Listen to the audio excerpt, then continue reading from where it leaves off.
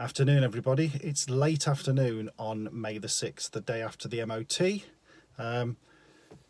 Came out to the car earlier and massive disappointment. It's completely on its arse on the right hand side. One of the displacers has leaked fluid all over the driveway. I've been in contact with Ian and Dawn and sent them pictures. They're thinking that one of the displacers has failed or a pipe's failed. I would think due to the MOT yesterday, if you saw the footage, the machine, the ramp was shaking the car like mad. Of course, the downside when Ian and Dawn came to do the car is they couldn't take it for a test drive because it wasn't legal to drive. And so I'd imagine the shakedown test yesterday on the MOT ramp has found a loose joint or something.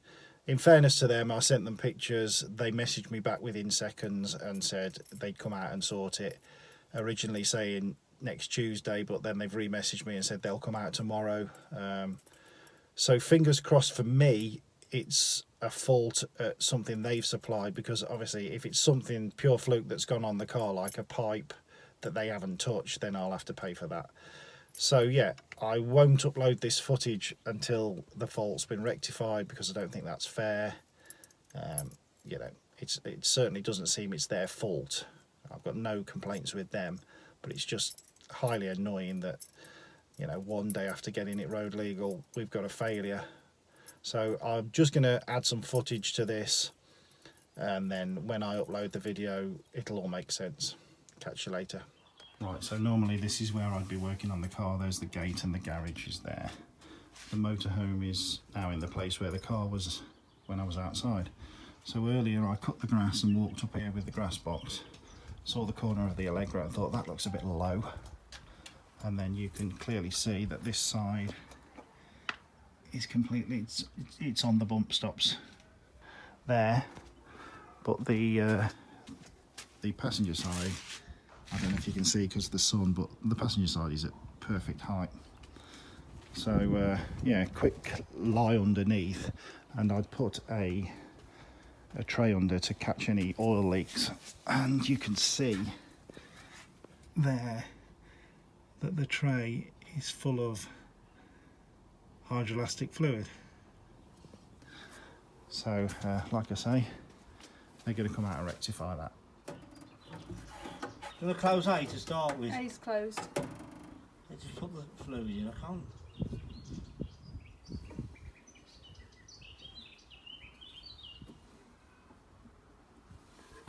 I'll pump it up then, Dawn.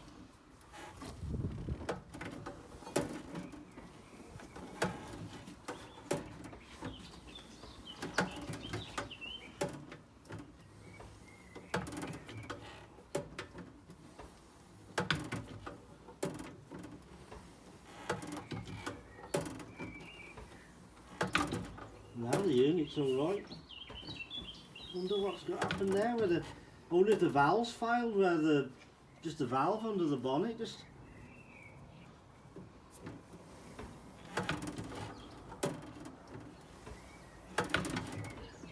All seems well there. Give that a bounce, Dawn. You know, I'm not going to trap you under, Tom. No, give that a bounce.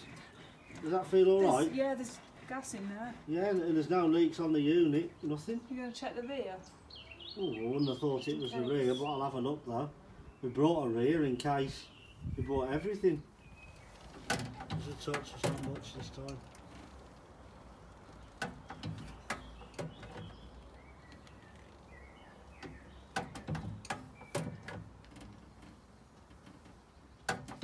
Okay. I can see where your fingers are. Yeah, can you see that? Yeah. Can you see that rust behind the clip on the actual pipe itself?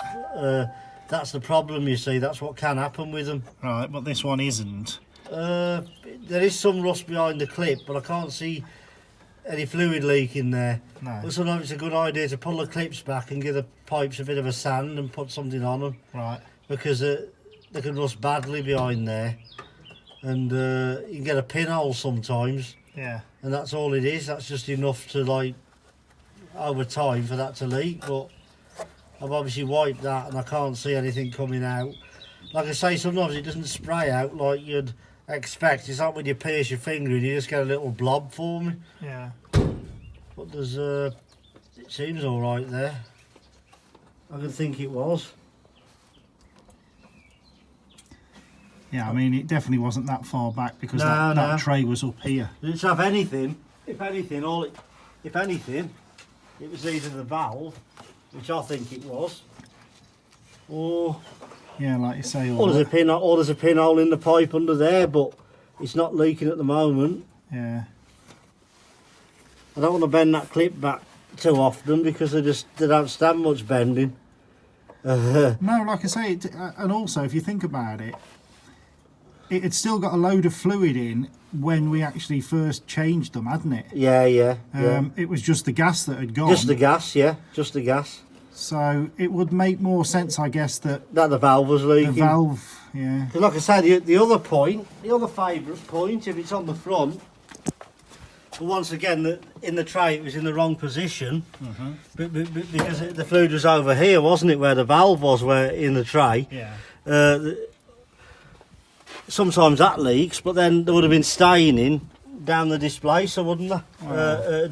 You'd see it here. I guess. I mean, Like when you put your finger under there, you can see it's wet on your finger when they're leaking. We've had them leak there, haven't we, done? Yeah. We come back, someone's had a car go down, we come back and we done that, and it's had a leak there. Right. But I mean, now we always put sealant round, because they didn't have sealant round originally, but because we've had a few leak, yeah. we do that. But that's bone dry there. So all I could think was that was leaking and dripping, that valve. Well, I've got my finger under it now. I know the cap's on, but that's bone dry. So it's back to normal. I'm just going to insert this this video in the wrong sequence, just to say, after you see this piece, Ian takes the car for a test drive to check the suspension, etc. And let's just say he's a spirited driver, frit the life out of me. I certainly don't drive it like that. So yeah, I shall insert this part, obviously retrospectively, just so you know what to do.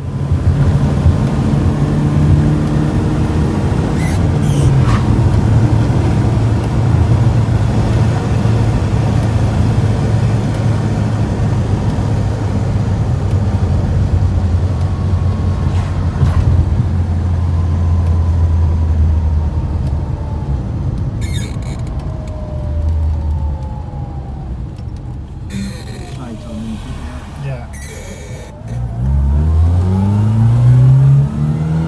On the treble 4 lane. Yeah.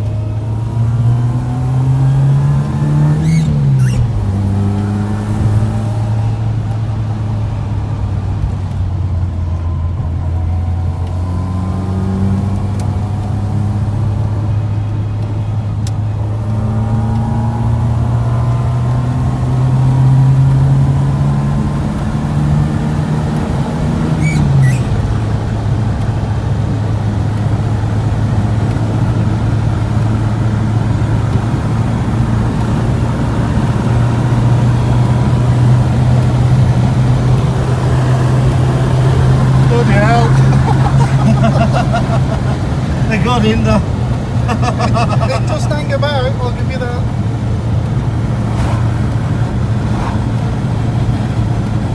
Little tweaks like having the tracking done, let the tyres run themselves in. It's driving better already, just like blowing the cobwebs away. It's driving better than when I fetched it out. Yeah. Engine seems livelier already, just giving it a bit of, you know. Italian tune on. Yeah.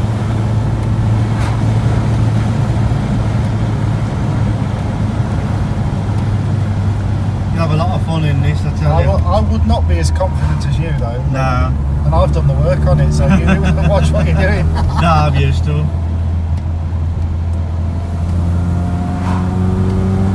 Picks up well in falls, doesn't it? You know, It seems to.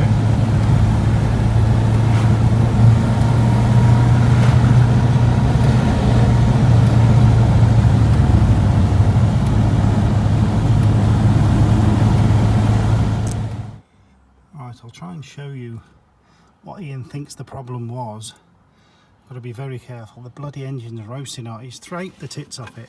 When my finger is here on that valve that you actually fill the fluid up, he thinks it's possible that when he filled it up the last time, the valve just happened to stick or whatever. He can't find any leaks anywhere, and I certainly believe he's checked everything, and yeah, he bought all the replacements out to actually change anything should it have broken. But as he says, if he can't find a leak, he can't fix a leak. So I've got to keep my eye on it, and obviously if we get the problem again, he'll come out and he'll rectify it. It's just he doesn't want to come out, and I don't want him to have to come out. But he's been very professional in the way that he's handled it, and I'm quite happy. It's just annoying that this happened, and you get a bit wary that it might happen again. But I mean, the car's not a daily driver. It's not going to be a massive problem if I get up one morning and it's on the ground. So that's where we're at.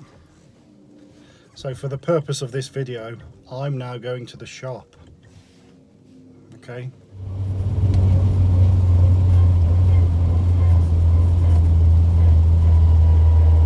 Bloody cyclists, pay some road tax.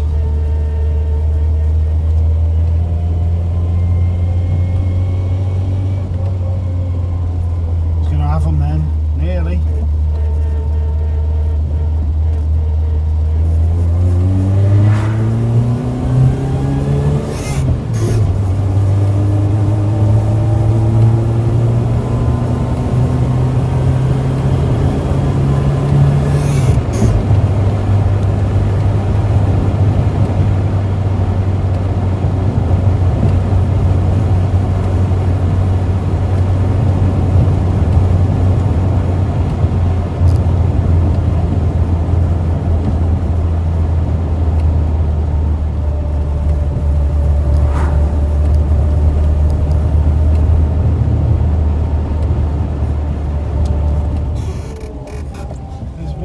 I'm noticing as the car is now obviously very warm, it's a hot day, and we've been on a fair trip.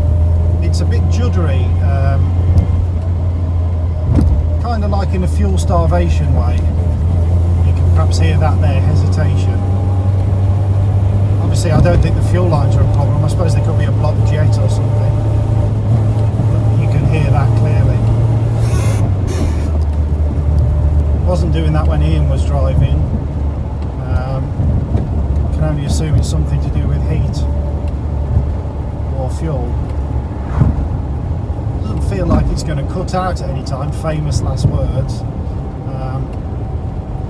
But I suppose I'm wise to head homewards because I've got no tools in the car. I live life on the edge.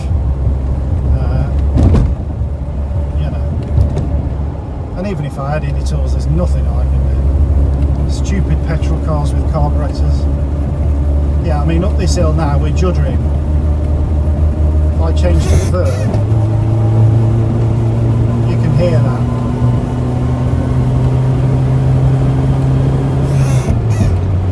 It's as if it's missing on one cylinder sometimes. Yeah, definitely some sort of misfire going on. I don't know. Let's just hope she makes it home, hey?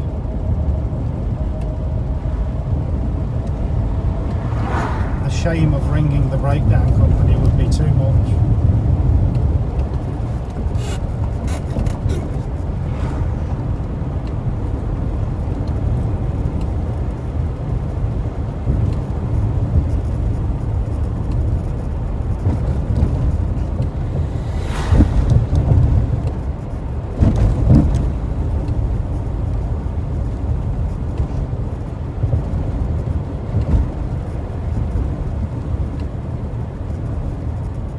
Luckily we've managed to make it home, but the last sort of 5-10 minutes of the journey it's been misfiring like a pig. Don't really know why, other than it's warmed up. Well, it's warm, you know. You can probably hear that hesitation. Something to investigate, blockage somewhere or something.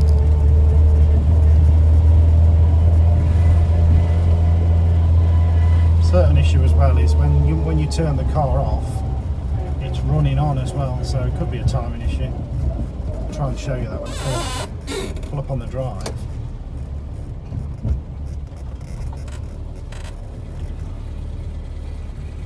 Right. If I turn the key off now, did you hear it run on? So, couple of issues. It's misfiring a bit, but it wasn't when Ian was driving it, only when I've gone out in it, and I've done nothing different other than, tell a lie, I have sprayed all under the bonnet, distributor and everything with WD-40, because I had it out doing the pedal, which clearly didn't work. So I'm wondering, maybe I've disturbed something, or maybe WD-40's got where it didn't want to be.